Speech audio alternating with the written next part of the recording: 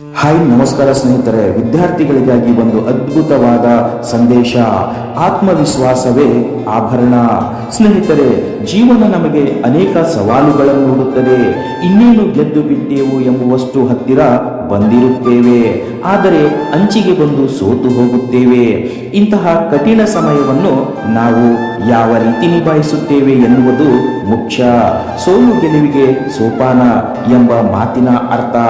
ಅದೇ ಸೋತ ಮೇಲೆ ಯಾವ ರೀತಿ ಛಲದಿಂದ ಹೊಸ ಹುರುಪಿನಿಂದ ಹೋರಾಡುತ್ತೇವೆ ಎನ್ನುವುದು ಮುಂದಿನ ಗೆಲುವನ್ನು ನಿರ್ಧರಿಸುತ್ತದೆ. ಎಲ್ಲರೂ ಮಾಡಿದ್ದನ್ನೇ ನಾವು ಅನುಕರಿಸಿದರೆ ಅದರಲ್ಲೇನಿದೆ ವಿಶೇಷ?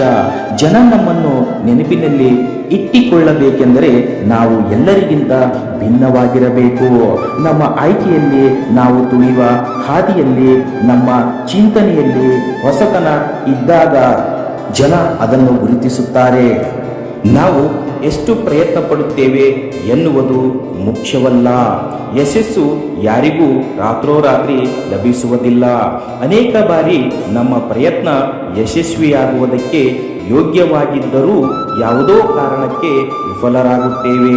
ಅದೇ ಜೀವನ.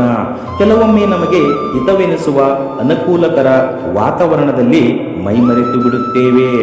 ಸೋಲುವ ಭೀತಿಯಿಂದ ಪ್ರಯತ್ನವನ್ನೇ ಪಡೆದಿದ್ದರೆ ಯಶಸ್ಸು ಯಾವತ್ತೂ ನಮ್ಮದಾಗುವುದಿಲ್ಲ. ಸವಾಲುಗಳು ಯಾವಾಗಲೂ ನಮಗೆ ಅಪರಿಚಿತವೇ ಆಗಿರುತ್ತವೆ. ಆದ್ದರಿಂದ ಆಚೆ ಬರುವ ಅವಕಾಶಗಳನ್ನು ನಾವು ಹುಡುಕಿಕೊಳ್ಳಬೇಕು. ಇದೆಲ್ಲ ಸಾಧ್ಯವಾಗುವುದು ಆತ್ಮವಿಶ್ವಾಸದಿಂದ. ನಮ್ಮ ಯೋಗ್ಯತೆಯನ್ನು ನಾವು ನಂಬಬೇಕು.